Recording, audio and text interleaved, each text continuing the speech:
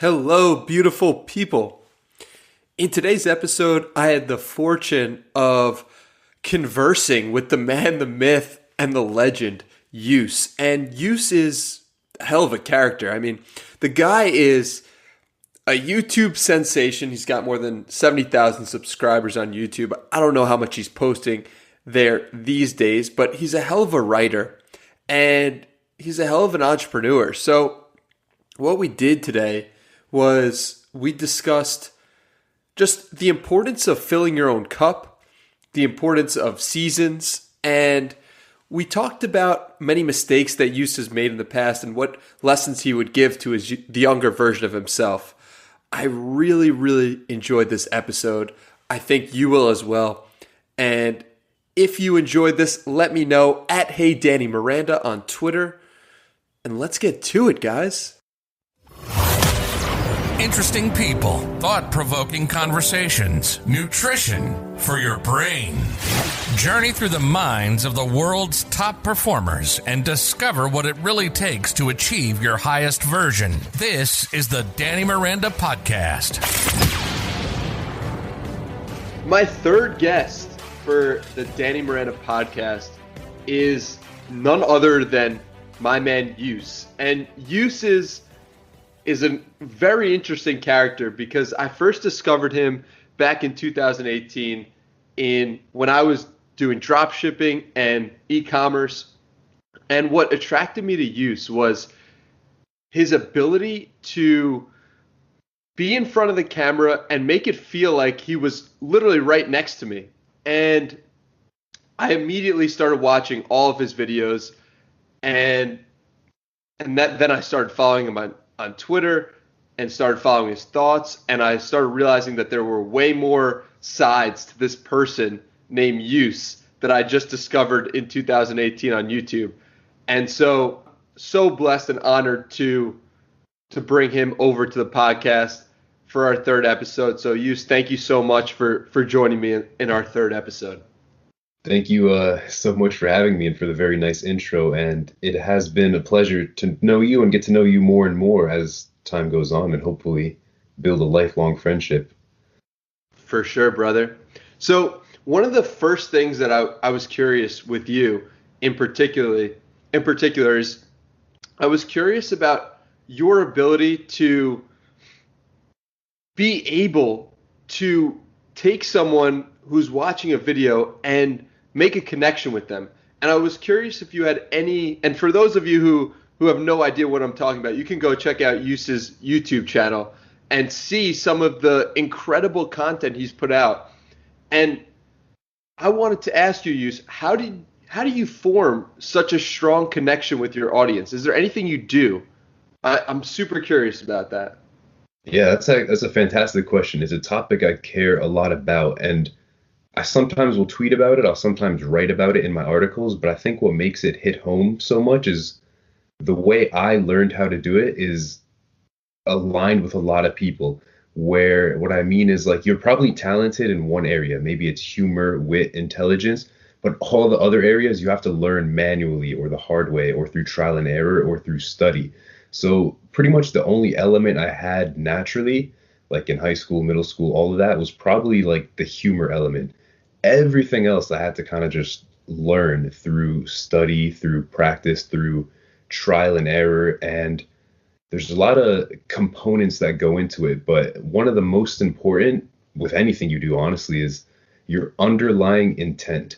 There's a saying that like your self, your best self is always shining through, or your true self is always shining through. And if your intention is truly just to like turn on the camera and share what you learned that day, people really do feel that. But if your intention is like, this is what the data says, this is what's going to grow my page, this is what's going to drive this many sales, people do feel it, which is possibly another topic, but it's kind of why I'm against the personal brand if it's done in a certain way. That's so incredible because I found the exact same thing in terms of intent. If your intent is good and your intent is pure, it allows you to do whatever you want because you know at the end of the day you're looking out for the other person's best interests. And I've even found this out in conversations. When I truly want the best for another person, then it's easy for me to express my love to them. It's easy for me to express myself to them because it doesn't matter what I say, right? It doesn't matter if I make a mistake in the conversation because at the end of the day, I want what's best for them. I want what's best for you. And so it's freeing in a sense when your intent is pure. Yeah, totally. And actually, one of the most popular videos I ever uploaded was just totally from the heart, nothing planned. But it's pretty much, I was like, guys, I'm at the point now where if I want to go any further with this, I have to not be authentic, and I don't want to do that. So I literally said in that video, like, I'll create a new path if I have to. And what I meant by that is it's very easy when a lot of money is coming in to get caught up and just be like, all right, this is working. I need to go all in on this. But when I was kind of looking at it from a bird's eye view, I was like, going all in is going to mean lowering authenticity. And we can get into the subtleties possibly, but there is a way to grow while still being authentic. But the point I was at, it was like, if I want to go any further with the topics I'm talking about, I kind of need to drop authenticity, and I'm not willing to do that. So I wanted to make sure, as the old saying goes, I fill my own cup before presenting myself to the world. So I kind of just took my skills and did things behind the scenes, sort of filling my own cup. And that really applies to any social interaction. For example, if you don't have a fun life, or fun might not be the right word, but a life you enjoy living, and then you go to other people socially or romantically, your cup is not full, and then your underlying intent unconsciously to you is needing to take to fill your cup. And what you'll notice is people are repelled away from you, even though in your head it might feel like, I have great intentions, I just want to be nice to this person, but below your conscious awareness is kind of taking to fill your own cup. So to kind of summarize that, pretty much fill your own cup, and people will really feel that value instead of that taking, sucking energy value. That's really well put. And it leads me to ask the question, what are ways that someone listening could help themselves fill their own cup? The practical ways. Yeah, that's a great question. And I guess a very technical answer would be, a lot of people are aware of like Maslow's hierarchy of needs, but not getting too specific into that, just to very simply put it, when your basic needs are taken care of, like you're good with money, you have a decent social circle. Again, the key word here is not like perfect or flawless, but just like the basic needs met. Like you got a few homies, even if they're not perfect, like you got the baseline of homies that you interact with. Romantically, you might have a relationship, or you just might have available options that you're kind of just seeing casually. Financially, you're good to go. Pretty much when you're in a position of good with who you are, and where you're going, you kind of cross the threshold of, okay, my cup is full now. Let me share with others, and then in return, you also receive, which is very interesting. But until your basic needs are met, it's very hard for your underlying unconscious intent to be giving energy. To give you also a very clear example, if I have 0 clients, I really need a client, and I need to just kind of like take and be like, I need the money, even if the value is not there, versus if I had 25 clients and a huge track record and a reputation. Truly, with that level of expertise, it's truly just giving. In fact, what they pay might not even be worth it in return. It might even be more of a win for them. So I guess another way of simply putting it is kind of trying to get to a point where just the baseline default of who you are gives so much value without even having to like do or go out of your way to be like, how can I contribute value? It's just kind of like it naturally shifts to your default when your basic needs are met. Because when your basic needs are met, you could be at a social event or a business thing or a relationship or anything. If you don't need anything, your mindset is automatically in the mode of, how can I make this experience more fun? How can I enjoy this moment the best? How can I give value to the situation? And this is the very subtle key. When your basic needs are met, your mindset automatically becomes, how do I add value to this situation, to this moment, to this client, to this person? When the basic needs aren't met, it's kind of you naturally will gravitate towards, how do I communicate that I have value? how do I look like I have value? How do I receive value? How do I get what I want?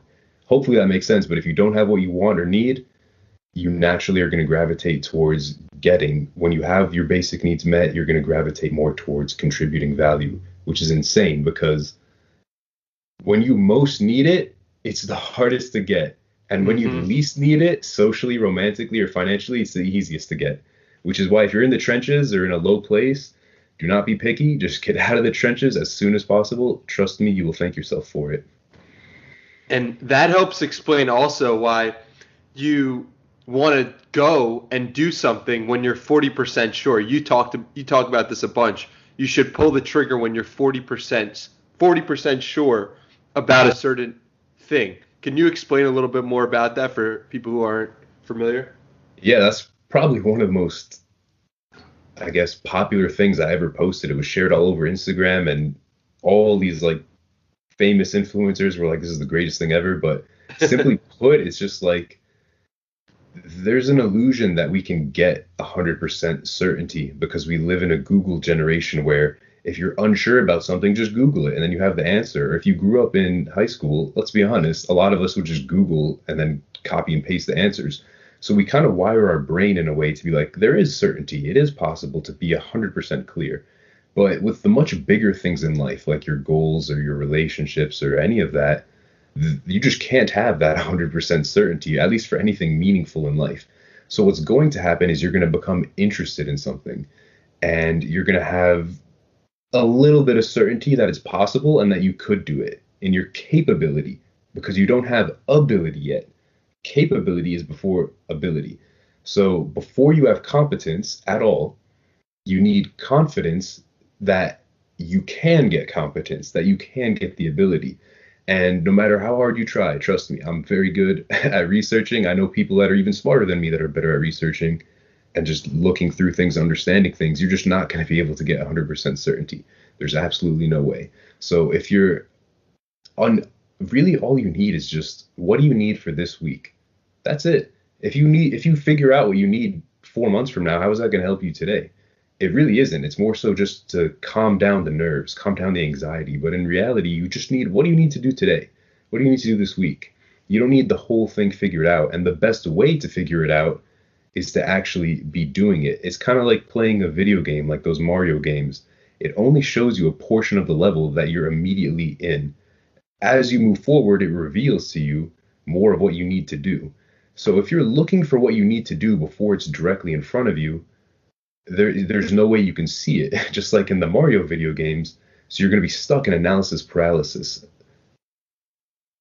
Makes complete sense. And so can you explain some ways that you've done this, like in your own life, the examples you've personally used to put yourself at 40% and then, okay, like that was the right path to go down?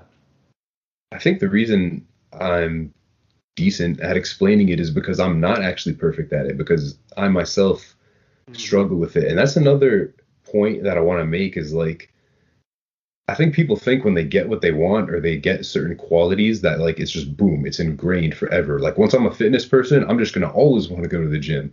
Like I've been going to the gym for 5 years now and I love going, but there are some days where you just like don't want to go. And it's not because you don't like it or anything, but that's just how things work. So like even when you have a lot of certainty, you still might not even take action. So, but one of the ways that I've really helped myself is getting very clear on, and this might be a deep topic, but we know for a fact you're not going to live forever. So survival and playing it safe then is a losing game because you're just not going to live forever. If you could live forever, then it would make sense to orient our lives for surviving as long as possible. But since that's not an option, that's not a good way to live life. A better way to live life that's encompassed in sort of the circle of life is 4 elements. The first is expression, then experimentation, then it is the last one is transcendence, the third one is integration. So expression, experimentation, integration, transcendence. So expression, notice how it's before experimentation. You just have the idea to express something, to go talk to a girl, to start a business, to do something. Then when you go do it, that is the experimentation phase, part two. You get feedback on what you were interested in. Then the third step of the circle of life is integration. From that experiment, you get some sort of applicable wisdom. Whether you win or you lose, you get something to integrate. Oh, this worked. Oh, this didn't work. And then the fourth and final is what's known as transcendence, is when you adopt that into your default. So now when you go back to phase one, the expression phase, you're one bit better. You're a little bit more refined of an iteration. And that's all life. Expression, experimentation, integration, transcendence. That's the whole thing. So the whole point is to express, experiment, try things, do things, move. So to tie it all back into what we were saying, that sort of getting really clear on that is like the point is not to survive here. I mean, it's not obviously to be reckless and an idiot, but the goal is to experience things. That is part of life that we're not going to survive. So you might as well try new things. I love how those four elements, I love how they tie into creativity in general and the creative process and building anything, whether it's building your body or building a business or starting a new website or whatever it is that you are doing, you can apply those four things. And the process of doing them will make you better. And after you transcend, you then go back to step one and you start the whole process over again. And one thing that you've tweeted before and I've seen in my own life is that maybe not this process, but a process of 100 days or a process of 75 to 100 days. And we've spoken about this briefly on Twitter about how that is the time frame and time period to grow. And I wonder, and I've seen this applied, those four elements applied to that 75 to 100 day time period. So talk a little bit about 90 days and what you can accomplish in 90 days and why you believe that to be the time frame to change. Yeah, I love how you brought this up because it brings us to a very important distinction. And what we just explained, those sort of four steps or elements in the circle of life, even if you're not consciously aware of them, you are doing them. So the purpose of challenges or 100 days or goals or whatever, some sort of measurable milestone, is that it gives parameters so that it's more accurate. So if you don't have a target, you're going to miss every time. So all it does is give a target, parameters, and gives structure so that you're just much more efficient in what you do, because everyone does it, whether they know it or not. Let's say, and I love how you also brought up that it's creation, because no matter how uncreative someone thinks they are, all of life is creation. If you're just sitting there with your friends talking, you're creating a moment, you're creating a vibe, you're creating a memory, you're creating something. And even if a person doesn't consciously know this circle of life, they still do it. They express themselves. Let's say they go talk to a girl. It either works or it doesn't work, which is the experimentation. And then they integrate, wow, when I do this, it works. Wow, when I don't do this, it doesn't work. Their brain and their subconscious automatically does that. So what I've noticed is life is very confusing when you don't consciously know this process and you don't really document, not like a maniac, but have some sort of journal or notes on what works for you, what doesn't work for you, taking what works, making it your default. And the purpose of the structure of like 90 days, 100 days, 70 days, whatever, is you give yourself permission. Like, I'm just going to express and experiment in these 90 days. And you're going to get actual live data and feedback from real life. And you're going to tweak it. You're going to be like, this works, this doesn't work. I like this, I don't like this, I'm good at this, I'm bad at this. That is then what you integrate into your new default for the next 90 days of expression. And that's what's called then transcendence. You've transcended into a higher paradigm. So I guess the biggest point I want to differentiate is, even if you don't want to do it, you're doing it. Every action you take has a reaction. And as the saying goes, you learn something new every day. By putting parameters, structure to it, you just make it way more likely that you'll hit the targets you want to hit. Brother, you are some sort of philosophizer and incredible thinker, because the way you're able to bring these things together makes so much sense, and I'm so grateful for you, brother. So what I want to know is what habits and routines are absolutely essential to you at this point? I love this question. Also, I love the word philosophizer.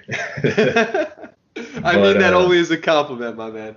I love it. It's fantastic. I love the habits question because it means a lot to me personally because I myself for so many years would take advice from influencers. And this is a topic that means a lot to me. It's kind of the work I'm trying to get into for the rest of my life. But there's so much information out there now. The problem isn't the lack of information. The problem is too much information. And when there's too much information and people that don't understand who they are, where they're at, they're not, the word I'm looking for is I guess there's a difficulty filtering what's a good fit for them.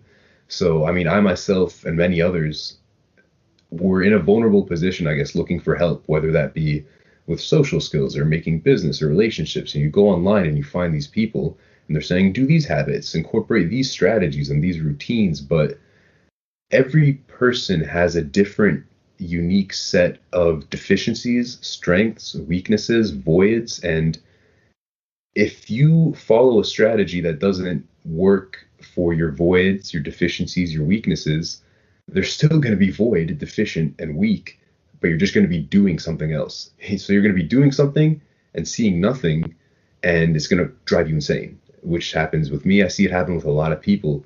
So one of the biggest prerequisites before you even think about habits is getting clear on what are the habits that you need.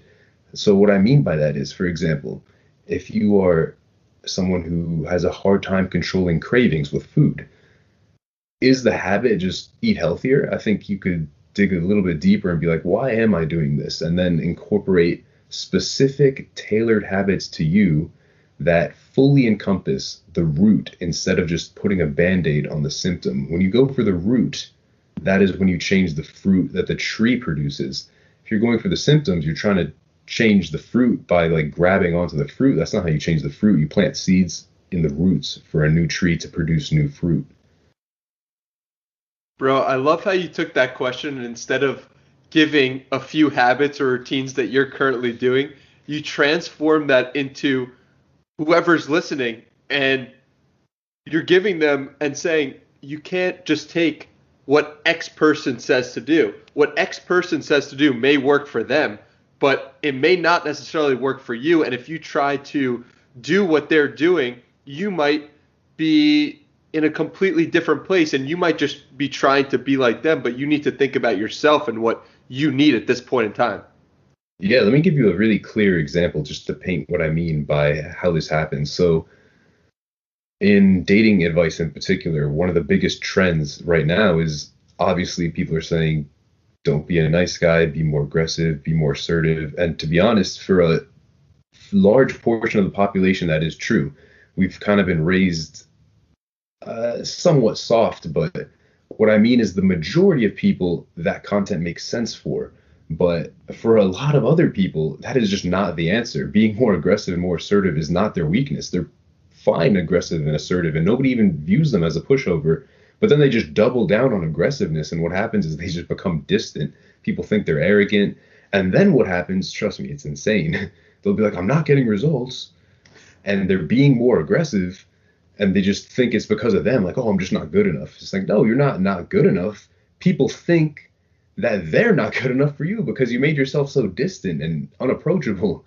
Like, that's what I mean by how you really need to know what is your area. You need to understand, like, it's like a doctor, it's a physician, it's common practice where before they operate, they need to know what they're operating on.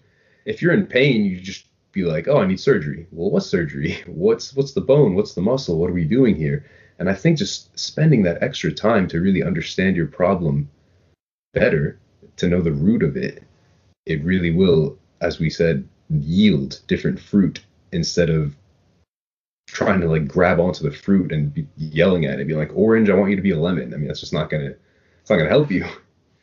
So what you're hitting on is self-awareness. And when you see some advice online or you hear someone talking to you, you have to be aware, how does that advice relate to the self?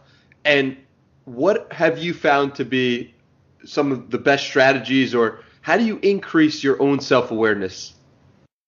Perfect tie-in to what we're talking about, because it goes back to what we said with the circle of life. The more experiences you have, expressions, as we said earlier, the more data you have from reality of how people react to you. Because what happens in the external world is so heavily, as cheesy as it sounds, is a reflection of the internal world. And that is literally like a printout blueprint of what your strengths are, your weaknesses are, all of that. And that really ties into self-awareness. I think the trap that so many people are falling into, and the reason I say this is because I myself found myself in this trap where instead of expressing and experimenting and integrating and transcending and getting actual feedback from reality, people are sitting isolated at home trying to figure everything out by reading and not expressing, and then they don't get feedback on reality, and then who they are is a theory, so which yields or gives a false sense of self-awareness.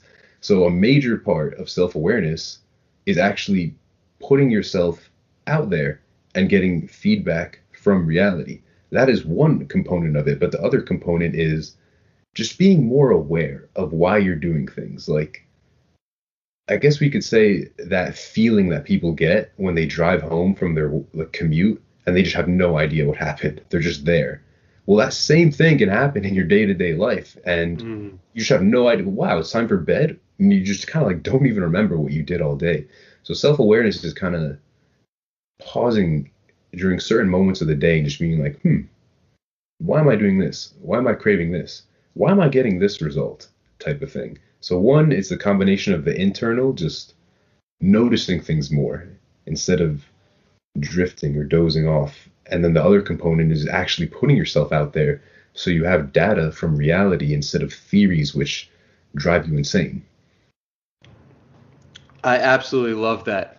And it ties into something that I wanted to ask you, which is, if you want to be more aware, you're going to need to be paying attention to the present moment more and more and be attuned to the present moment. So could you speak a little bit about connecting to the present moment and why it's so important to be present moment oriented in order to just have the best experience on this life that we call Earth?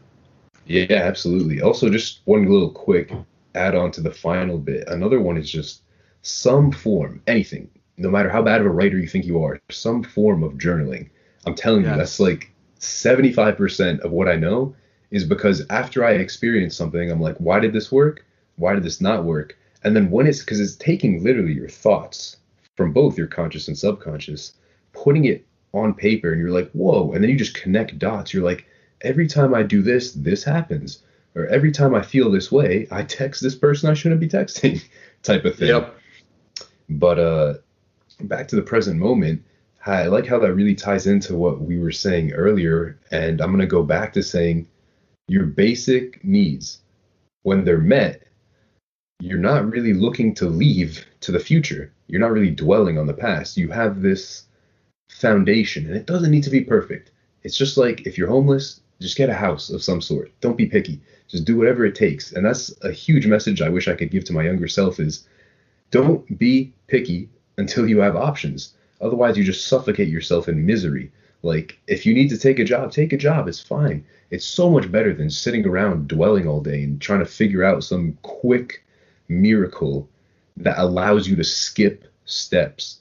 When you're at a low point, the doors that open up for you, first of all, there's hardly any, and they're not good. They all suck. And that's kind of the point that I think me, younger, and even sometimes now, and a lot of people I see is like, if you're at the bottom, the doors that open up aren't good. All of them are bad. But it's just it's a stepping stone, like the Mario level, to get to the next level and more doors. You like have to do that just to get some sort of baseline skill set, some baseline income.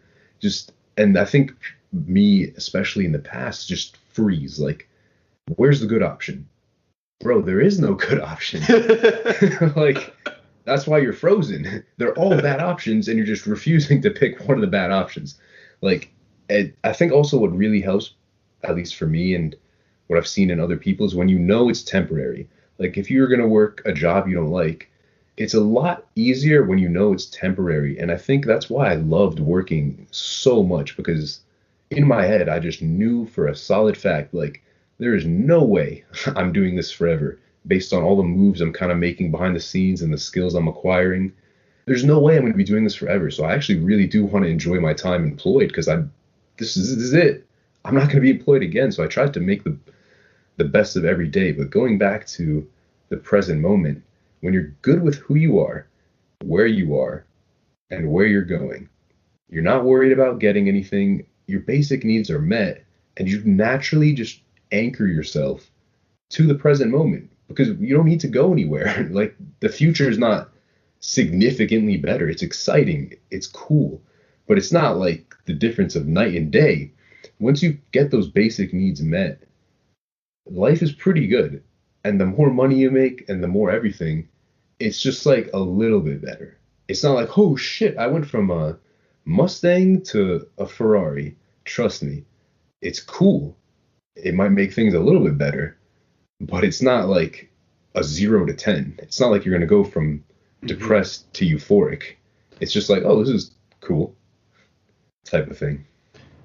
Yeah, it kind of reminds me of that study that when people have their certain baseline needs met, $80,000 they found, or something around that level. It's like, well, after the happiness level didn't increase drastically. Like you got happier with more money you make, maybe, but $80,000 or around that level, I don't know what the exact number is. That's you'll be happy at this level. And that goes to speak exactly what you were talking about, where if your base needs are met, you're going to feel good, and you're going to be able to navigate the situations that life gives you. Yeah, actually, I read a similar study, but I forgot like the specifics of it. But it was along the same lines of just like, also it's like when you get, I mean, it's the same thing for anything. Like if you get really fit, getting even more fit, like if you add that extra inch to your biceps, I promise you, trust me, it's just not gonna make you that much happier.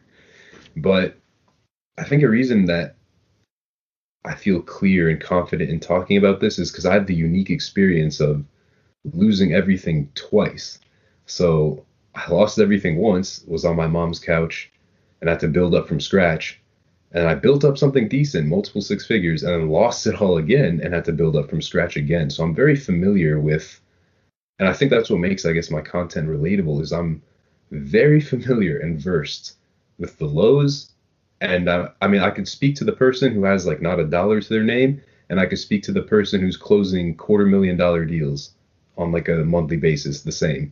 And I understand like the struggles at the top and the struggles at the bottom. And I guess I'm very familiar with the process of going from zero or from nothing to something in multiple areas, going from nothing to something in your dating life, going from nothing to something in your social life, in your fitness, your health, your goals, your finances, all that. So, you mentioned failing twice, and that's something that I definitely wanted to talk to you about, because did you view the failures as, when you were in them, did you view the failures as something you were grateful for? Or was it after? I don't even know if you do now, but if you do feel grateful for the failures because they allow you to explain things better and more clearly, and allow you to see things more clearly as well. So I guess my question is, are you grateful for the failures? That is one of the most interesting questions of all time, and I think it hits the mind of almost everybody. I guess now with enough experiences, like I guess the first few times you're like, oh my gosh, this sucks. I suck. Life is hard. But if you've kind of been through that sort of ringer a few times, it's the weirdest thing, because you'll be in the middle of like a failure or a low moment and you're like, well, I guess I'm going to get a lot better and smarter from this. Like it's kind of a weird thing, because like you should feel upset because you're technically losing, but you're like, well, this is exciting.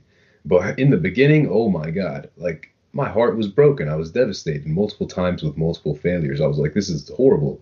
Like it kind of gets to your head too, because, and this is, I guess, really big. And it's a common saying that like if you take a king and you take away everything he has, he will find another way to become king again. Or put into other words, you take a millionaire and take everything away from him, he'll find a way to make $1 million again because that's his identity. That's just who he is in his head.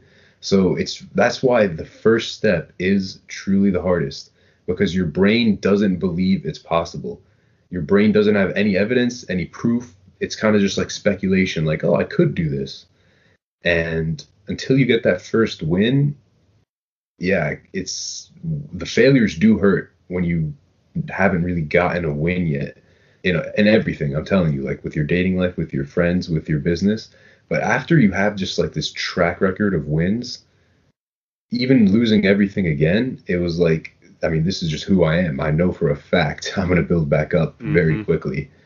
So that's kind of the point I want to hammer home is it is dark before you get those first wins, but it becomes your identity once you get those first wins. Like, this is just who I am. I don't have the things now, but like, I just know for a fact they will be here very soon, which is why I often like saying resourcefulness is more important than the resources, because if you have the resourcefulness, the resources are always at your disposal. But people look for ways, and I say people, I mean me too, because when I was young, I'd be like, what's the fastest way to make money? What's the best way to, what's the perfect line to say to a girl type of thing? But that is seeking to skip the process of cultivating resourcefulness and trying to sort of teleport yourself to having resources without actually being the type of person who just obviously has those resources in his life.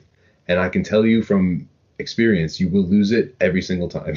It's kind of like a very, very insecure guy getting a girl that he in his mind believes is out of his league. If he somehow through luck or techniques or skills does, it always ends up not working. Or if you somehow find like some business trick or trend and you don't actually have business skills, you just leverage the trend. The second that trend is over, you're in the desert because you don't have the resourcefulness. You just temporarily put yourself in an environment where you could experience resources, which is not the way to go, but the way marketing and advertising works, that is what people seek, the path of least resistance, where it's just so funny because it actually, in the long run, is more resistance and more suffering. So in order to get the more resourcefulness, do you believe that you need to go through the failures multiple times? How do I want to say this? Because like you don't want to aim for failure, but like failure's a natural result of what's going to happen if you attempt to do anything. So I'm very careful in how I'm trying to word this because there's two ends of the spectrum, which is also I guess why my content isn't like trendy and like in your face, like do this, get this result. And I'm just at a point now where it's like, I mean, that's just not true. There's different people. Like, for example, let me give you the perfect example here. Telling people to be easier on themselves and keep their head up when they fail is what a lot of people need to hear. But there's a whole nother spectrum of people on the personality chart where they truly like just don't really care about the failures and they just easily justify it. Like, oh, I'm learning. Bro, you've been learning for 2 years. You have nothing to show for it. Like take it a little bit more seriously. Try to like, because I think it can become a coping mechanism and an excuse for inaction when it's just like, yeah, I'm just learning. It's failure, another learn. I mean, yeah, but your effectiveness is measured in results. So see what I'm saying? Some of the audience really just needs to hear like, you are good enough to do whatever you're trying to do. You aren't the failure. The feedback determines your strategy, not your self-worth, and don't take it so personally. Then there's the whole other camp of people that need to hear, what are you doing? You've been doing the same thing and using the excuses, oh, I'm learning, I'm experimenting, I'm finding myself. I'm like, okay, well, can you find a little bit faster with some more urgency before you wake up and you're 20 years later down the road and you're still learning? So you got to tailor different messages for different people. And that's kind of why I'm against like very direct, polarizing content, unless you know for a fact that is what that particular audience needs to hear. It's nuance, and you are presenting something that is so rare in the internet because that's not what gets clicks, right? What gets clicks on the internet is do this or you're wrong. What gets clicks on the internet is just blatant loud statements, and nuance can get passed over, but the nuance that you're presenting is the truth because people aren't the same. We're all people, but we all are doing different things and interpreting the world in different ways, and we all have blind spots ourselves. And so when you approach the world from that perspective of nuance, you're not allowing yourself to say that everyone should be doing X or everyone should be doing Y. You're saying, and it's a breath of fresh air in today's internet culture that we have, but it's amazing. And I just love hearing it because it's the truth, and nuance is really the guiding force. And I'm so grateful you're bringing that to the table. Yeah, it's actually, I mean, it's just very dangerous, the path that I think social media and content is moving towards, because in order to explain nuance, you need a little bit more time to add context. If you have text without context, you have nothing essentially. Like, it's a vehicle without an engine or a vehicle without wheels. There's multiple pieces and components that make a vehicle able to move. But if you're just doing these little mini sound bites and quotes, it's like handing people a tire. Well, you can't move anywhere with the tire. You need the context, otherwise the text is useless. It's when the text is integrated and weaved together, it becomes a performance vehicle which can take you places. But little bits of fragmented text, it's like you find a tire from a Ford, and then you find an engine from a Toyota, and then you find leather seats from like a Cadillac, and then it's all parts, but there's no assembly. When you get that extra length of time to explain the nuance, you're able to explain these are the parts that could apply to you, and here's how to sort of assemble them together into a vehicle. And it does get way less traction, way less, because it's also a sign of, I think, maturity and humbleness when you've been humbled enough times to know, like, there's always a blind spot I could be missing. There's always something new I could know. I forgot if there's a saying or if there's just like a study, but like really intelligent people are far less polarizing because they just know that the most effective thing is to be open-minded to possibilities, firm in what they believe in now, but totally open to other possibilities.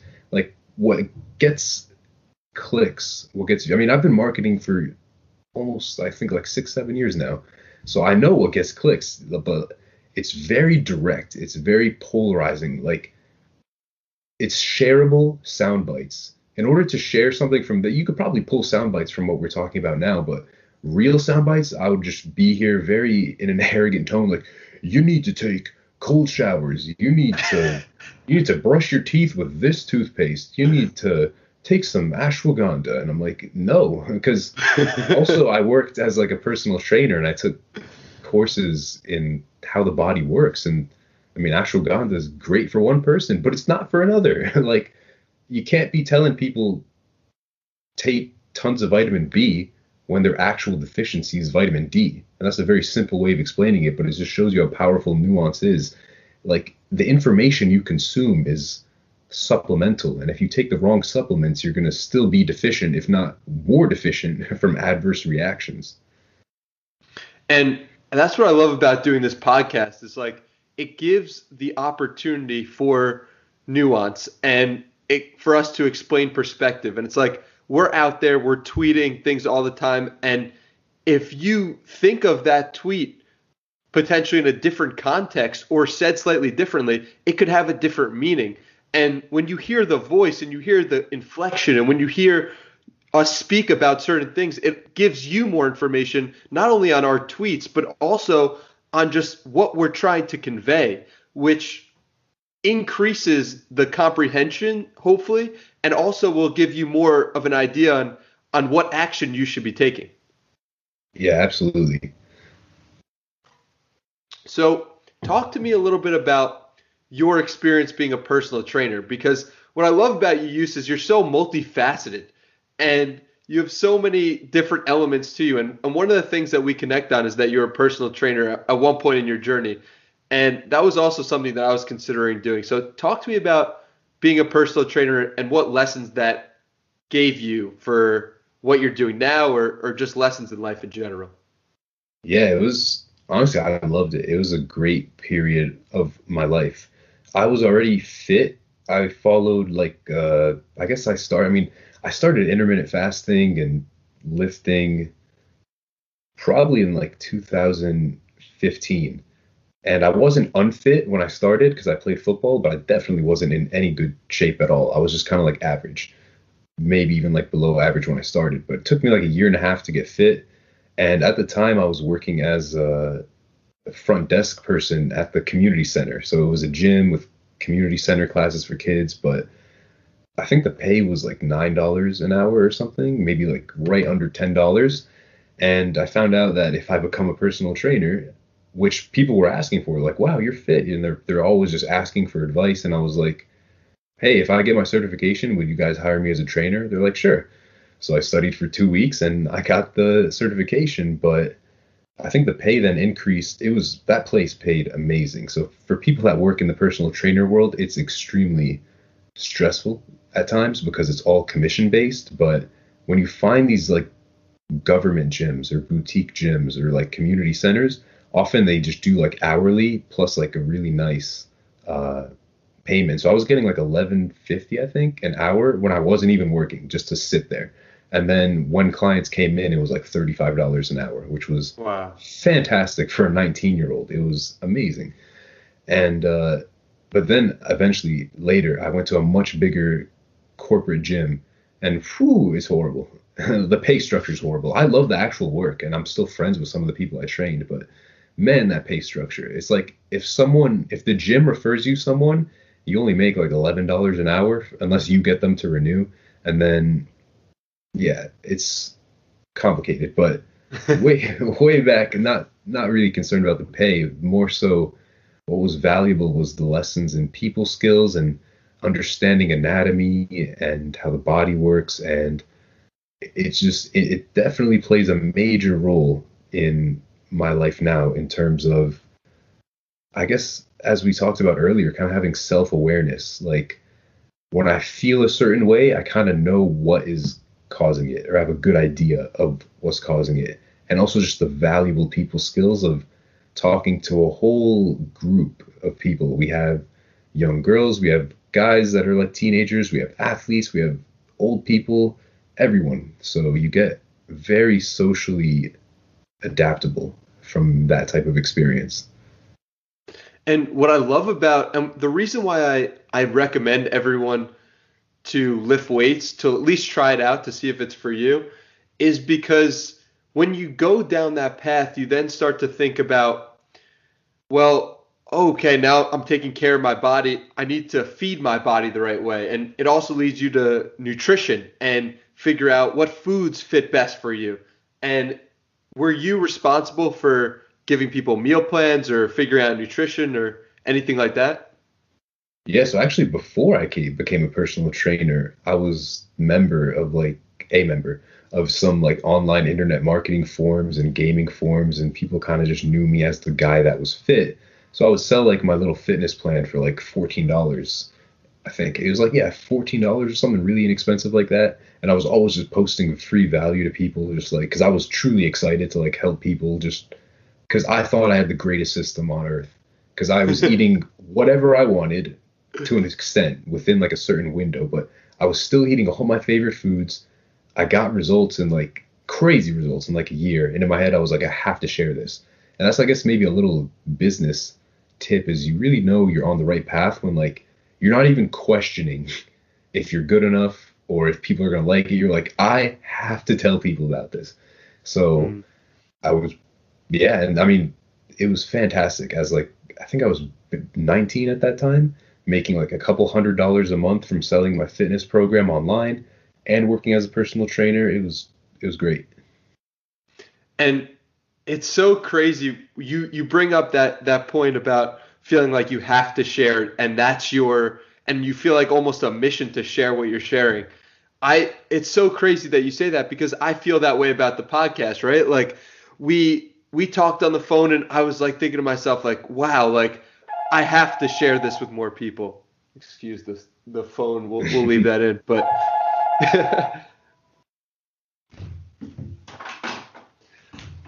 okay, so we're back. We're back, So baby. so you mentioned like I have to share this, and I was talking to all these people on the phone, like you, like Tesh, like you, and I'm having these conversations with people, and I'm like, I have to share these conversations. I have to start a podcast because the information that you guys are saying and the value and just the way you guys are conveying information are just like this has to be out there to more people, you know? So it's like almost when you feel a sense of like this is going I need to share this information, that's when the best things tend to happen. Oh, absolutely. And to get even to more, I guess, metaphysical aspects of that is when you have total belief, conviction, and you're just, it doesn't even ever cross your mind. Like, you don't even think, like, people won't like this. What? It just literally never crosses your mind. Yep. I'm telling you, every miracle that has ever happened to me, because I document so much of my life, and the unexplainable miracles that happened always follow that formula where it's like I didn't even, and honestly, I guess that's maybe my interpretation of ignorance is bliss. It was when I was literally too stupid to know that anything could go wrong. Like people won't like it. Like that didn't even cross my mind. It was just like 150,000% belief that like I have to share this. I have to do this. If I do this, it will get this result. And it wasn't like some trick or some affirmations or some hypnosis. It was truly like I was just too ignorant to even know that anything could go wrong. And every sort of miracle I've experienced, or just extreme luck and good fortune, was when that element was present. And at that time, you're not even thinking like or caring if something goes wrong, right? It's like, well, I'm just scratching my own itch. I'm doing what I'm supposed to be doing. This is just the path to go down. There's no other option. And talk a little bit about scratching your own itch because I know you've done that so successfully with your YouTube channel, your writing. Talk about scratching your own itch. Yeah, and I mean, it all weaves back into everything we've been talking about. But if we go back to the circle of life, where you express, you experiment, you integrate, you transcend, that is how life was supposed to be. Like, think back to when you were a kid, before you had any bad experiences. If you wanted to say something to the other kid on the playground, you would just say it. Like it was not even in your brain that you could be rejected, that people wouldn't like you. So you had what was then, I guess, we don't even have to call it ignorance. We could call it innocence because the mind wasn't corrupted yet. But then naturally, as we get older, just the way life works, you get some rejections, maybe socially, or maybe you try a business and it doesn't work. And then your brain now has become aware of, oh, things could go wrong. And I guess not to get biblical or religious, but that could be one possible interpretation of what the Bible would call eating from the tree of knowledge. And I know that is technically like a sexual reference and there's other references, but it's sort of like the moment you eat of the forbidden fruit and you know that evil is a possibility, you then lose your innocence. So what happens when you lose your innocence in sort of a modern sense? It's like instead of just you want to do something, so like you're doing with the podcast, like I was doing as selling my personal trainer programs and just doing it literally the next day, just like not even thinking about it because you had that innocence or having that innocence that you don't even know anything could go wrong. And we lose that innocence as we grow older and we get rejected by girls. We try a business and it fails. And then the brain kind of takes a snapshot of that memory, of that experience. And then the next time you try to do it and you've lost your innocence, so now you're more hesitant. And it's that hesitation, which unfortunately can leave people for years not doing the thing that they actually want to do, not entering the circle of life of expressing and the whole thing, because the innocence is gone. There's a knowledge that things could go wrong. So when that exists, the best cure, of course, is to do the thing. I forgot the exact quote, but like it says, like if you like walk up to the line or something, and just the willingness to walk up to the line disappears or dissolves. And I guess on a more physical, practical sense, I think I'm not 100% sure. I'm not some wildlife expert. I have my niches. Wildlife is not one of my niches, but if anyone takes this advice, I'm not held accountable. But I'm pretty sure that people say, like, if you see a bear and, like, instead of running, you actually, like, out alpha the bear, it gets afraid and doesn't attack you. I completely buy that.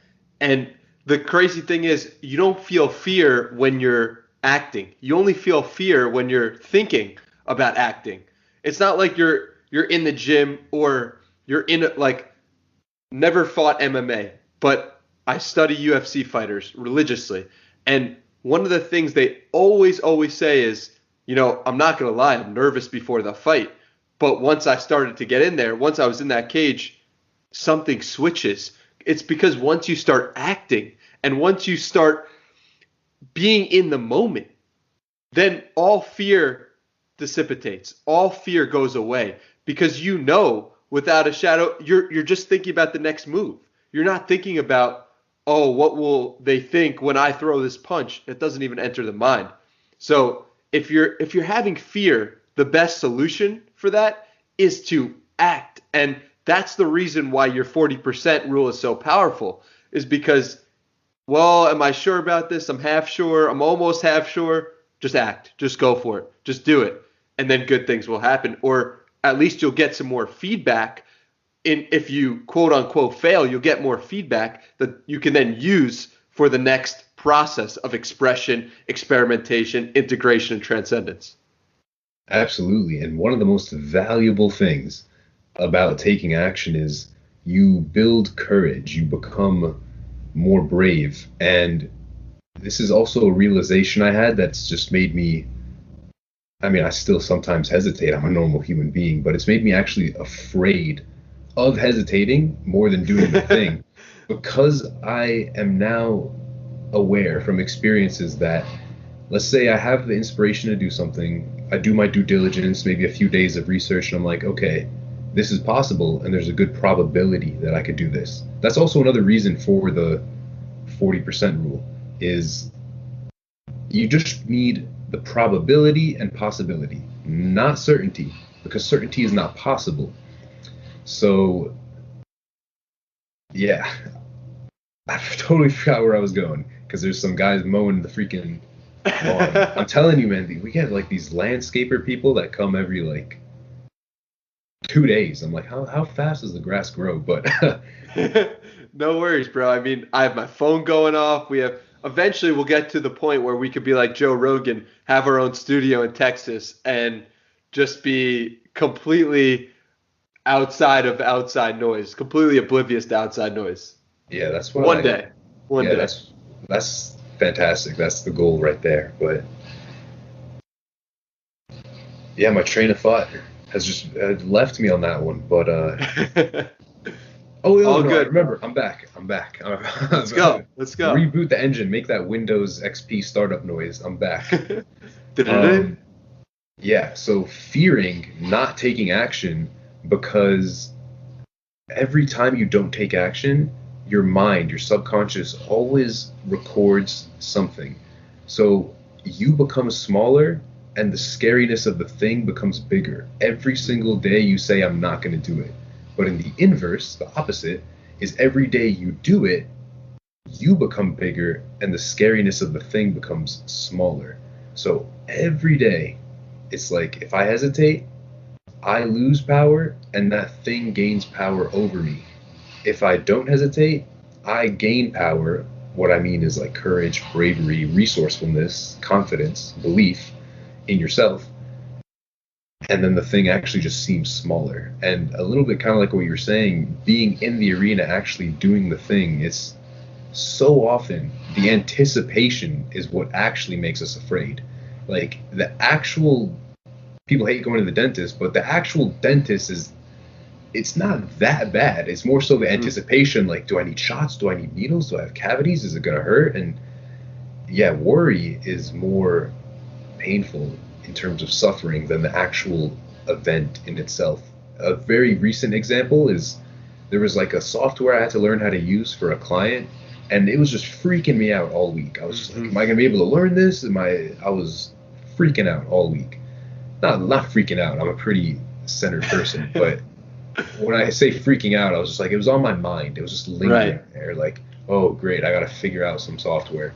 Turns out I actually opened the software for the first time, and literally, it's all just pre-built templates. I actually need to press like 2 buttons all day.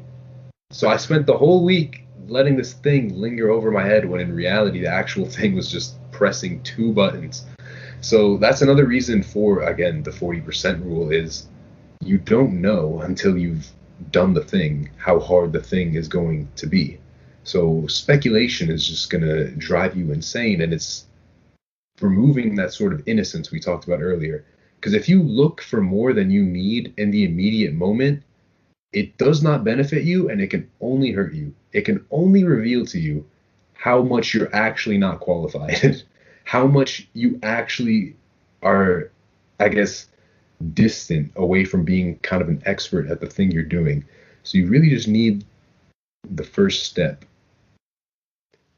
I love what you said about when you take an action, it reinforces your identity basically that you are the type of person who does something, and by the converse, if you don't do something, it reinforces that you are the type of person that doesn't do it, and it helps explain so clearly why we can so easily fall into ruts and so easily become better and improve ourselves in certain areas.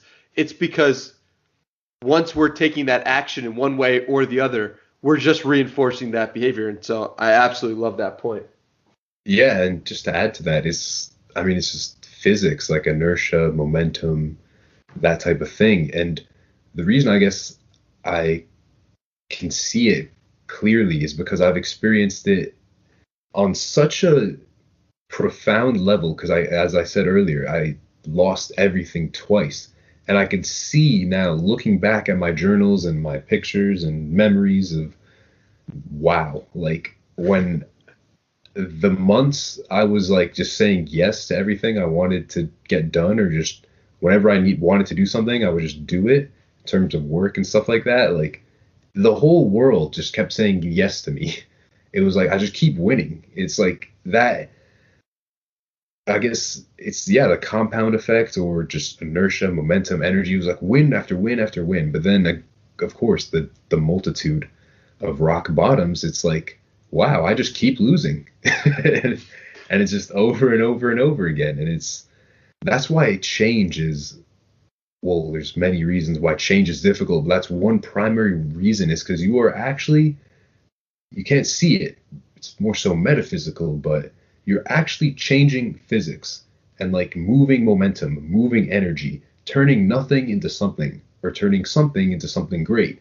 Literally just changing reality as it happens in front of you is not as easy as it may seem, or as some people will come on and be like, you just need to do this and follow my method and take these supplements and take cold showers, and all of the nuances will figure themselves out. And the nuances don't figure themselves out all the time. But honestly, I can't hate. I know I make a joking voice, but anyone that's getting people to take action, I guess that's much better than stagnation or negative energy. Mm-hmm. And I totally understand that the social media algorithms, like they post, and when it is polarizing and direct, it gets more engagement, which grows their business. And they are running a business, not a charity. And some people more so view the call of service not as high importance on their ranking scale, which is not really worth judging because it really just depends on the nature of the business. But yeah, polarizing content I goes. I love how you just broke down the nuance of your own your own biases against people who are polarizing. But let's talk a little bit about like someone in that rut, right? And someone in a difficult situation. I've been there, you've been there, of just like things aren't working out. You're taking L after L. I know there's most likely going to be at least one person listening to this who has been taking L's for the past, it feels like forever. What would you suggest to that person to do? Yeah, I've got experience in this, so I like talking about this because boy, there's some stuff I wish I could tell myself going back. But I'd say number one, first one, which we touched on a little bit earlier, is do not be picky. Like you're not signing up for the Marines. Like you can literally you could stop doing the thing if you don't like it. But like if you get a part-time job or if you have to do a freelancing gig, like but I want to be this. But okay, but I understand like social media posting on cat pages isn't exactly what you had in mind as your grand life vision, but I'm sure you'll survive 4 months and you'll be much happier with $1,000 extra a month in your pocket. So the number one, probably not in order, but just the first thing we're covering is do not be picky. As we also touched on earlier, all the doors are bad. Like you can't just sit there forever waiting for a magic fourth door or fifth door to just fall out of the sky. Like here's the easy way where you can skip walking through the trenches. It's a fantasy, and the reason we believe in the fantasy is because years now of repetition from marketers being like, this is the easy way, this is the diet shortcut, this is the one pickup line. And as we again touched on earlier, that's not a vehicle, that's a part. And a part is not going to take you anywhere. It is a vehicle and your ability to drive a vehicle that is going to take you somewhere. So the first thing is not being picky. The second thing is, which also kind of ties into not being picky, but the small wins that you feel like you're not good enough for are actually what build that momentum. So what I mean is like earlier we said it's a lot about momentum. You stack some wins or you stack some L's and that kind of becomes like the default of that week and then the default of that month and then the default of that year.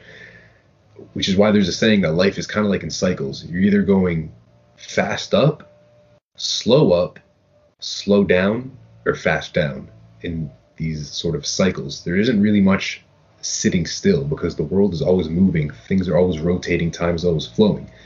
But to kind of get back on track, it's something as simple as literally cleaning your room or cleaning your computer or sending out one email or walking for 10 minutes.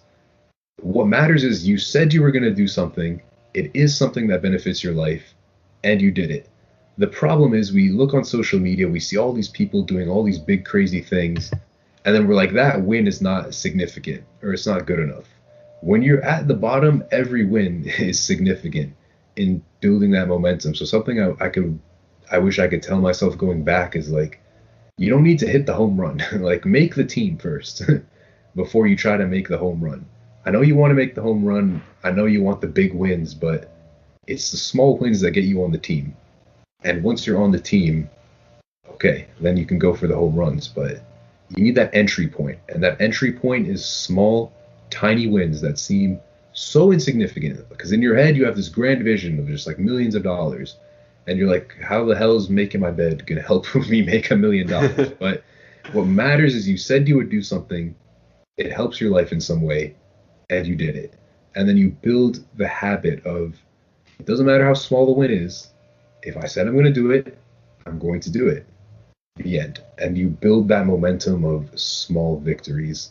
So I guess those two things, not being picky in the type of win you go for and being picky in the type of work you do is another thing. And I guess the final one that I could add into that is your mindset is so important. There's that quote that people love that this too shall pass, and it will pass unless you hop on board the train. And by train, I mean train of thought. So you can imagine in reality, thoughts come and go, emotions come and go. The only constant is you are the observer of the thoughts. So you can imagine yourself like in a train station and negative thought trains. If you hop aboard them, you are now a passenger of that negative thought train, and it will take you down a negative path. So in a low place, it's so easy to be like, why are things so hard for me? This, that, I'm no good, all these types of things. Just let the thought pass. Let it go. It's way easier said than done. I totally understand. When you're in that low moment, you just want to play some edgy music and be like, man, my life's hard and rah, rah, rah. And I Yep. get it, but just let the train pass. Trust me. Otherwise, you keep hopping aboard those trains. Sometimes you might go so far from the path, you might not even find the path back home, which is a Mm, very scary place that people can end up on or end up mm. in. So, in that, you talked a little bit about one of my favorite things that you talk about, and something that I see so eye to eye on you with is the idea of seasons. And you touched on seasons that I would love for you to expand a little bit about your thoughts on seasons and why you think the world moves in seasons, because this was really enlightening for me and just helped tie together a lot of different thoughts. So seasons. I love this uh, topic because I mean the Earth is a sphere, which sounds very metaphysical and edgy, but I promise I'm tying it in a great way. The circle of life we were talking about is also a circle, and the seasons that happen in our lives. I don't want to keep hammering home the point of like, oh, don't be picky. It's just a season, but I do want to hammer that point for a quick second, and then I'm going to also explain how I view seasons now and how they could past seasons could be affecting your present. But again, understand it is just a season. And I love how you also earlier you brought up like 90-day chunks or 100-day or 70-day, just some sort of time frame. Like this is what I'm doing this season, and then you just do it, and there's structure to it, and adherence is also a very big thing, which we might get into later. But just this is the season you're in. This is the decision you've made, whether that be washing dishes, working retail, waiting tables, doing client work, or maybe it's you have everything going for you and you're ready to take that next big step into a huge business venture. Understand that it's all seasons. Time is always flowing. Things are always changing. And people really do not care as much as you think. Like, if you think that embarrassing yourself in asking some girl out or you make a video that isn't cool, people forget because they're so busy worried about their own things. But let me get to the much bigger significance of seasons, and that's when past seasons affect your present. It's almost like wearing a winter coat in the summer. So that winter coat worked in the winter, but you were so attached to that that the seasons have changed and it's no longer benefiting you. So I'll give you a very personal and practical example that I think a lot of people have gone through or experienced, and that's maybe you dropped out of school, or maybe just some decisions, you, the listeners, and you too, Danny, some of the decisions you made, your parents were against, but you knew that those were the good decisions that you wanted to do with your life.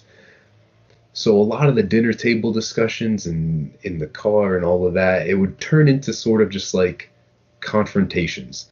So what happens is as a young person, you can tend to put this armor on where you just deflect everything they say, or you shut down, or you turn cold. And then years pass. Let's say you find your groove, you get some business success, for example, or whatever it is. Like you said, you weren't going to school, but it all worked out anyway. It could be like 3 or 4 years later, and you still have that same armor on, where you're just like cold, deflective, and you don't even consciously know that you have it on because it once did serve you. It once protected your dream. It once protected your vision, but it's all unconsciously happening. But that winter season is over. You can take off the coat now, and there's so many versions of that I think, I guess we could call them traumas. Sometimes trauma, people think like you have to get beat and like abused, and that is one version of trauma, but that's a lot easier to see because it's the physical trauma. There's a story in the Bible of like the woman who bled internally, and it talks about when we're bleeding on the inside, it's not as easy to see. So we're like, oh, I'm not traumatized. I look fine. My face, I don't have a black eye. What are you talking about? But they're really bleeding on the inside in some sort of way.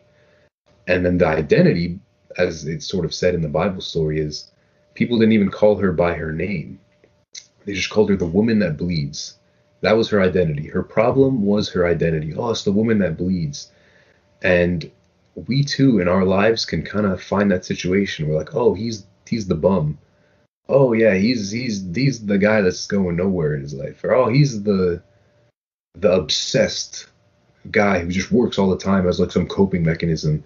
And it's when people sort of start giving you an identity and then you wear that identity, but seasons shift, and then if you're still wearing an old identity in a new season, it's just like wearing a winter coat in the summer. It's going to be very uncomfortable, and all of this is happening unconsciously. So you're not aware sometimes of, why am I suffering, why am I so uncomfortable? And it's because you're wearing that sort of emotional winter coat even though it's summer type of thing. That's of what I see the significance of seasons, but there's many interpretations and significance, but that one came up to mind first.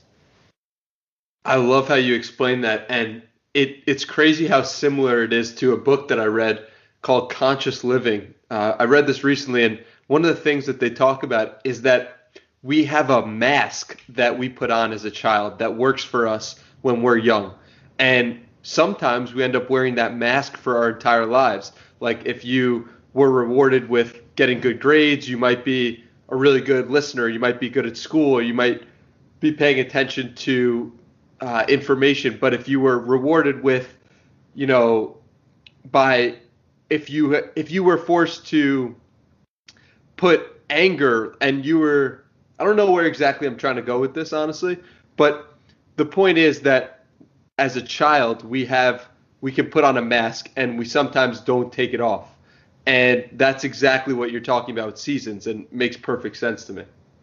Yeah, also what you described is known as the locus of control, which is sort of the reason behind why you take action. Just a very brief example of what I mean by that is they took two groups of students.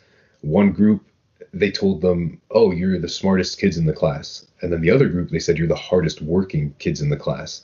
And it was the group that was identified as the hardest working that did a much better job at solving the puzzles they were given than the group that was told that they were the smartest. Because being smart is out of your control. And as a locus of control, it's way less effective versus the group that their locus of control was that, oh, you're the hard working group. They are in control of that and they're able to sort of push more. So where I'm going with that is, like you said, especially when we're younger, what works for us kind of becomes our identity. And what I mean by what works for us is what gave us a reward. So for some people that are very good looking, their reward and their identity, their locus of control is, I'm the sexiest one or I'm the best looking one. And that is their niche. So they present themselves in such a way where like, this is how I get people to like me, by being the most attractive. There's another which is giving a lot, giving way too much. Like I give. That is who I am.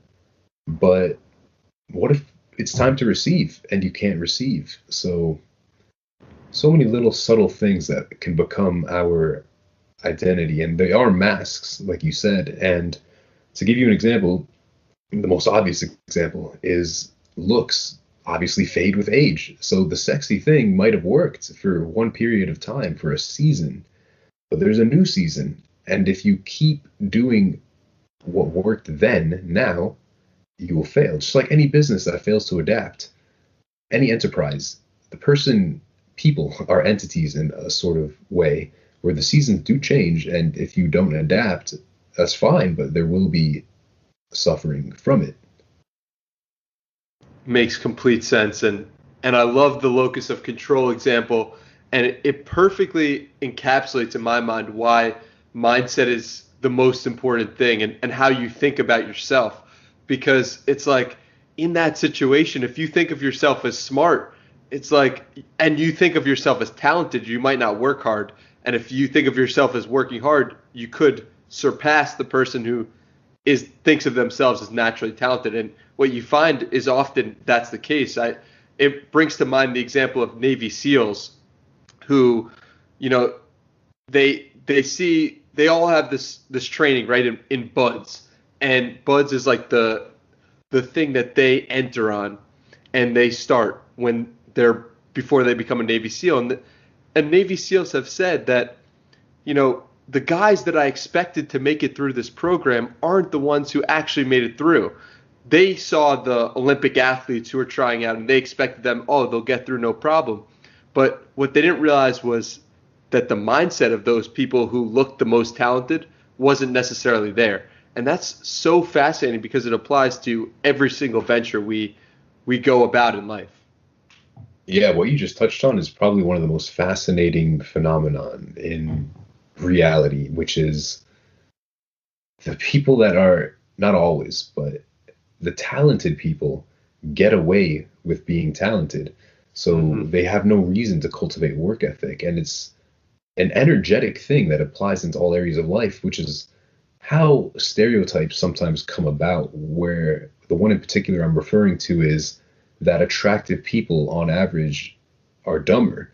And the reason that is they still will get good reactions without like they'll still get good reactions from the world. Because I mean, you could just look up any of the statistics. Attractive people like get convicted for jail less, they get better treated. Everyone knows that. It's just obvious. But what that actually means is like they still get good reactions without bringing other things to the table like humor, wit, intelligence. So just like you said, it's often the people that are not as attractive that know that they have to cultivate other things like humor, wit, learning how to create fun experiences. And you would think that the person that already had that talent advantage would have a much better job or do a much better job at getting results. But it's often the one that didn't have the talent that was forced to cultivate talent. To like give you another example, it's the guy that was naturally decent with girls. He has no reason ever in his life to question his ability with girls, but little to his knowledge, he could just be average or below average. He might not have any reason to look into developing that part of himself versus the guy that's been just rejected so many times where life just forced him to look deeper into it. He has then been forced by life to actually learn about that skill set. And just like we've been saying this whole time, it's often that is then the guy that's going to surpass, as you said, with like the Navy SEALs. It's the one that doesn't have the advantage. Life then forces him to learn how to get better versus the person that gets results without trying, like the good looking people example. They don't really find themselves in positions to ask those new questions because life's already giving them their basic needs, as we touched on earlier. It's amazing. And I love how you use the examples and you bring in the examples to this discussion. It just makes it so much more real and relatable. And so you touched on briefly adherence, and you talked about, oh, like maybe we'll talk about it in the future. And I do want to talk about it. What is the best way to, or maybe what are the ways that you can adhere to doing what you want to do? Talk to me a little bit about adherence. Yeah, it's a fantastic point. I'm glad we're coming back to it. It's something I really learned first from observing my success in fitness. Like I struggled with so many different things in my life, but with fitness, it wasn't that much of a struggle. And the reason why was because the way the plan was structured, it was so easy to adhere to. Like I still have all the foods I wanted. The lifting plan, it was only like 40 minutes, maybe an hour, which it was literally, and this is very key, it was like I wanted to do more. It was that easy to follow. And I think when we're in a lower situation that we want to escape out of, whether that be financially, socially, romantically, physically, we want the fastest way to escape our situation. But purely just speaking in terms of physics and energy, if you want it faster, it's going to be more work. More work is then, by force measurement, is more suffering and effort and energy. So the problem is, it's not a lifestyle, it's a method. And that method is so hard to adhere to. That is why like 90% of people fail their New Year's resolutions, because it's not something that they're actually going to implement. It's not their identity. Adherence, to my understanding, is when you don't make yourself so uncomfortable that you're just not going to do it and resist it. It's when you use like maybe 10% of your willpower to implement this gradual little new thing. And then eventually that thing becomes like a default baseline. And then you can gradually do a bit more. And to paint a really clear example of that is with health and fitness. Usually I'll structure plans back when I was a trainer or for myself just in a way, let's just at least get you following some sort of regimen. You could still have whatever you want, but just eat it between these hours. And then here are also some things that I guess you'll enjoy eating as much as unhealthy things. Here's like the still amazing tasting healthy snacks, but my point is like at the beginning you should make it as easy as possible. You can still have whatever you want just from this time to this time, preferably not above this many calories. That then becomes the default baseline. It's just easy. It takes no effort. Then naturally you're going to gravitate towards now you can eat clean. I think the problem is at the beginning people are like, I'm going to eat clean. I'm going to eat at these times. I'm just never going to have sugar again. I'm going to run a 5K every day. And it's just it's not the identity. It's just too much. It's not going to happen. So one of my biggest factors, again, I'm realizing for adherence is when you're starting something new, make it so easy that it seems like, is this even enough? Just one Instagram post a day to start this new brand? Yeah, good. That is how you should feel. Because then you know for a fact you are going to do it and you're going to stack those small wins. You're going to get feedback. And then in 90 days, you'll be like, okay, I can do more now. And then add more to it. It's so interesting that you bring that up and bring up the same example that happened for me, right? So I started working with a coach when I started lifting weights. His name is Mike Vacanti, and he gave me this workout plan, and I remember doing it. And I did do the first workout, and I remember emailing him after doing the first workout and saying, dude, this is a lot less than my normal workout. Like, I can't, like, are you sure that, can I do more? Literally those exact words. And it's so funny that you have had the exact same experience because it really is true. Before something is your identity, you need to make it easy for yourself so that you have to do it. It's so easy to do. Why wouldn't you do it? And it's like, if you've never lifted weights before, don't go try to lift weights 7 days a week. Sure, you can do that. That's one avenue to try out. But you could also try out the avenue of making it so easy that you can't not do it. Try 3 days a week, So it's very interesting that we've had the same experience from that perspective. Yeah, because anyone that's been through it knows that when you're sending that email of like, oh, I could do more, it's usually, and I mean, I've done the same thing actually with other things that I've ventured into, but it is sort of like an emotional spike. Like you're ready. Yes. I set the goal. I see the vision. I want to get out of my present reality. Let's go. And then 4 days later, you're like, oh, I'm back to normal.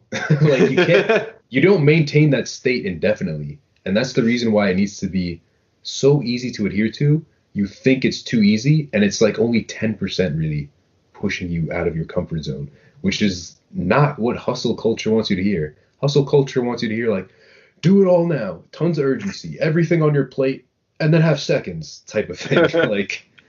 I'm like, I mean, you could try it, but I'm telling you from experience, it's just not going to work. Your emotions are going to be spiked while you're in the process of writing the goals. You're going to do it for 2 or 3 days, maybe 4, 5, or 6. And then that emotion fades because emotions come and go. The only thing that's constant is you, the observer of the experience, of the emotions and the thoughts. So if you used motivation as a fuel source and emotion, you can't rely on that because it's gone. What you can rely on is you, the observer. Hi, I'm here. I'm conscious. I'm not in an emotional outburst right now. I am consciously making a promise to myself to just do this. I know for a fact I'll do it. I think it's too easy, so let me go do it. And then you do it. And then it becomes obvious. It becomes your baseline. And then you add more. And then it's much better that way. Because also, in business, in fitness, in all of that, if you do too much before you're adapted to do that, it's like taking, let's just hypothetically say Mario is level 1, but you somehow teleport into like level 7. His skills just aren't equipped for that yet. Like if it's your first year in the gym, your muscles aren't going to recover fast enough anyway. If it's your Hmm. first time doing business, you don't even have that much results to report. You don't have that much to talk about. Like, you rush and then the quality is going to suffer. So not only does the quality suffer, then you also burn out. So you're doing a trash job and you feel like trash. Like, that's just not a good formula in my head. I don't know. Maybe I'm wrong. I don't know, but I'm telling you from experience, if it seems too easy, good. Do it for like 60, 90 days and then review and be like, okay, honestly, I now know I can do more from a calm, logical, centered, poised perspective when you're not having an emotional motivation stint trying to escape your present day reality. And going way back to what we said earlier about being present, I think that naturally becomes more so your default state when your basic needs are met and you're not like trying to escape from a desperate situation. You kind of get that long term thinking and you plan things out for the long term instead of how can I get fit for the beach in 9 days type of thing. Hmm. Yeah, and so it's so interesting because when you start to think about these things, you start to you've said it a bunch. Everything's connected. You talk about business, you talk about fitness, you talk about relationships, social. It's like everything is the same. And we spoke about this briefly on the phone before, but touch a little bit about how everything is the same and how you've thought about all these different areas and you will put all of these areas in one article. And that's amazing to me and it's so true. So how have you come to the conclusion that basically everything is the same?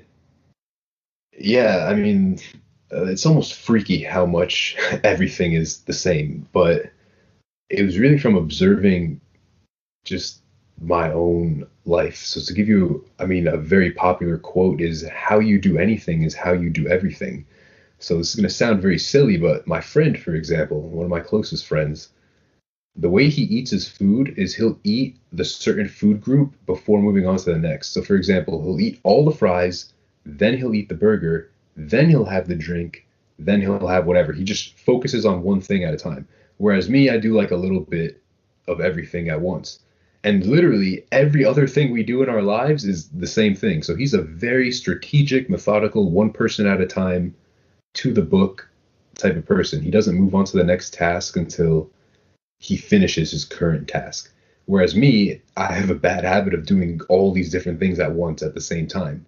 And it seems so insignificant, but it's just like how you do anything is how you do everything because it really shows who you are as a person. Another clear example would be with soccer.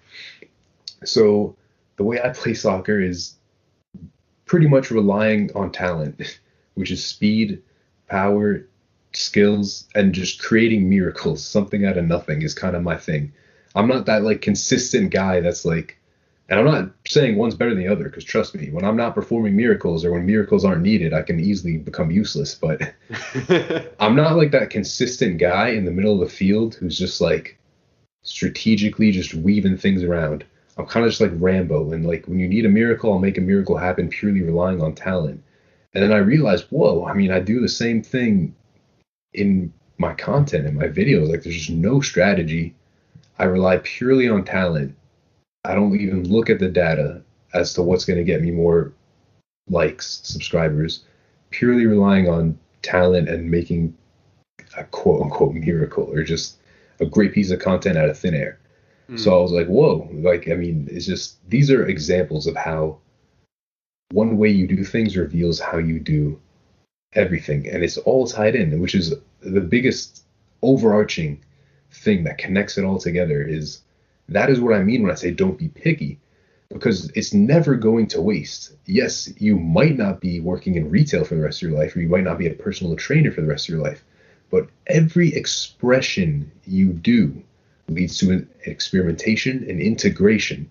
So therefore, everything you do integrates something to your character to level you up.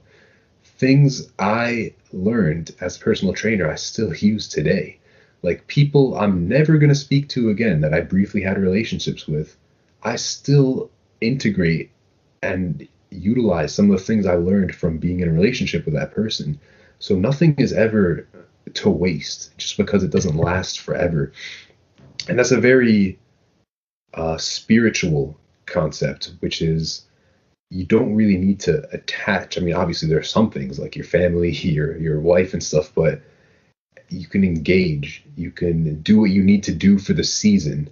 Like you don't need to attach to everything. Life is moving. If you get attached, you're gonna be very uncomfortable in a world that's constantly rotating and changing. So flow with it. Be with the season. It's winter. All right, let me hunker down and get some work done. It's summer. All right, let me take it easy a bit. Let me respond to what's going on versus being attached. Like, I refuse to begin any work until I know this is going to work for sure, and it's what I'm going to be doing for the rest of my life, and it's going to pay me good, and people are going to think I'm cool for doing it.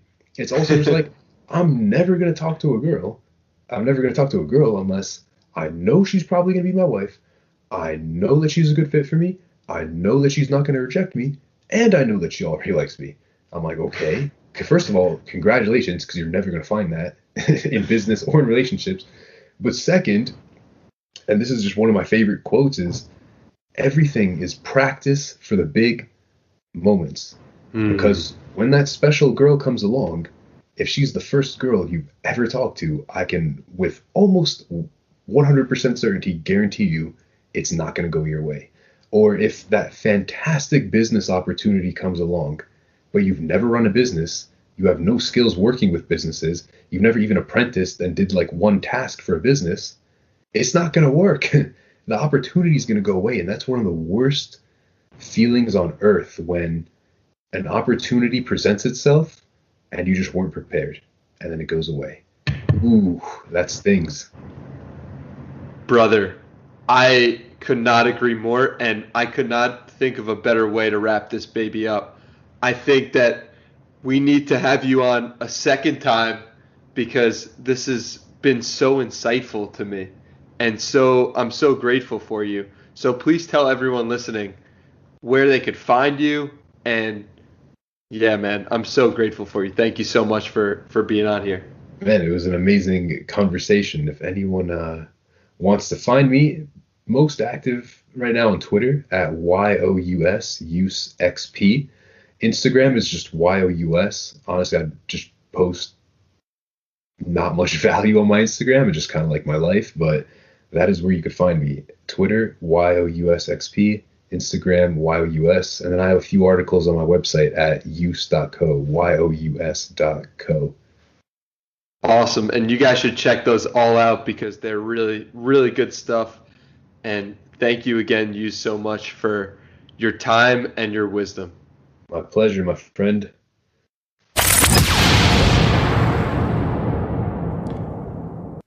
That was my interview and conversation with my man Use.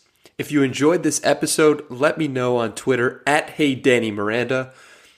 Also, feel free to enjoy and subscribe to my newsletter, Tuesday Treasure. Join the family, and really just make my day to have you subscribe to that newsletter.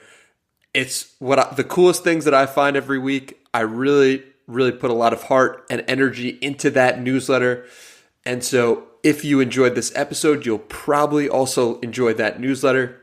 You can find that at DannyMiranda.com/Tuesday Treasure.